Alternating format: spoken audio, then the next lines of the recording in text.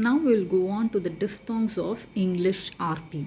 Okay, so when we are talking about the diphthongs of English RP, it is broadly divided into two categories. One is closing diphthong and another one is centering diphthongs. Okay, and when you are just already you know that we have 8 diphthongs, okay, in total, and when you are checking here, you have 5 closing diphthongs and 3 centering diphthongs. Okay, again I will pronounce the sounds. You can watch it and you have to try yourself later. Okay, so this is a, I, ow. Okay, so these are the sounds of closing diphthongs. 5 sounds you have under closing diphthongs: a, I, ow. Okay, and apart from that, no, I mean, knowing that it is a closing diphthong, the first 3 are called as fronting diphthongs. That is a, I. These 3 are fronting diphthongs, and these two, and ow, they are retracting diphthongs. Okay, you can, I mean, I will explain it what and why they are termed like this, fronting and retracting diphthongs. Before that, you just watch the sounds that come under centering diphthongs. Okay, y, a, w. This is somewhat difficult, but you can train yourself using example words also. Y, a, w. Okay, so these are the 3 sounds that come under centering diphthongs. Now we'll go on to the vowel chart. So this is what is a vowel chart, and this is how you have to mark the closing diphthongs in the vowel chart. Okay, already now you should be thorough with what is a diphthong. It is nothing but a vowel glide starting from one element to that of another element. So here when you are checking the vowel chart, it starts from A and then moves to the position of E. Okay, so this point, no, like dot, this dot represents the first element, and you have here arrow, isn't it? This arrow represents the ending element, second element. So the point refers to the first elements and the arrow represents the second element, meaning the starting point and the ending point, or the starting vowel to that of the ending vowel.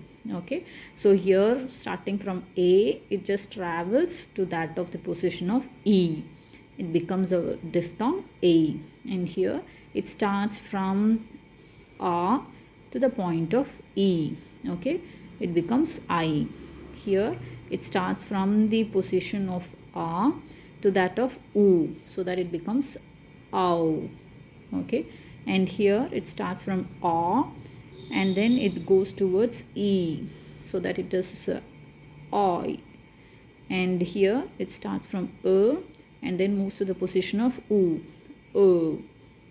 Okay, so these are the 5 closing diphthongs. And why it is termed as closing diphthong? Because all the glide, if you just note down, no, it is going towards the closing position. Clear? That is the reason they are termed as closing diphthongs. Okay, so this is close position, half close, half open, and open. You remember that chart? Okay, this is close, half open, and open. So all the glide is towards the close position.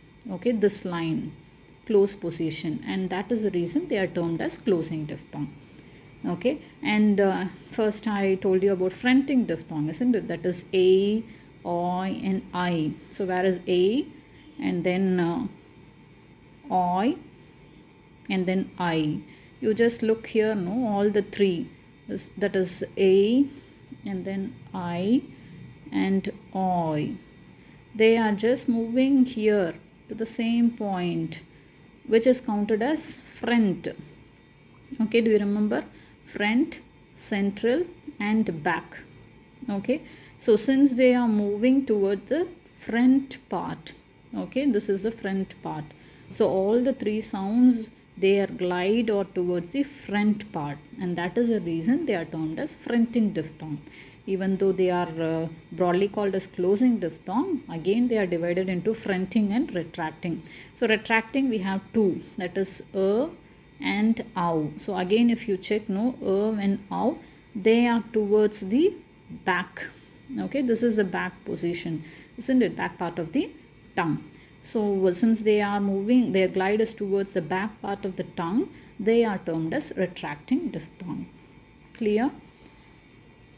And coming to the centering diphthongs, this is the bubble chart position here about the centering diphthong. So you can, I think you can now easily understand why they are termed as centering diphthong. If you just look into the glide, no, all the glide is towards the center position.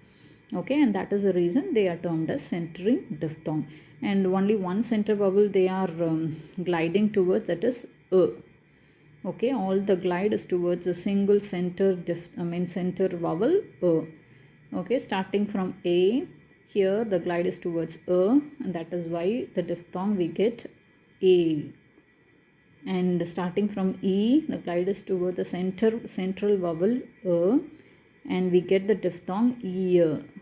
And here, starting from the back vowel O, the glide is towards the center vowel Therefore, we get the diphthong W.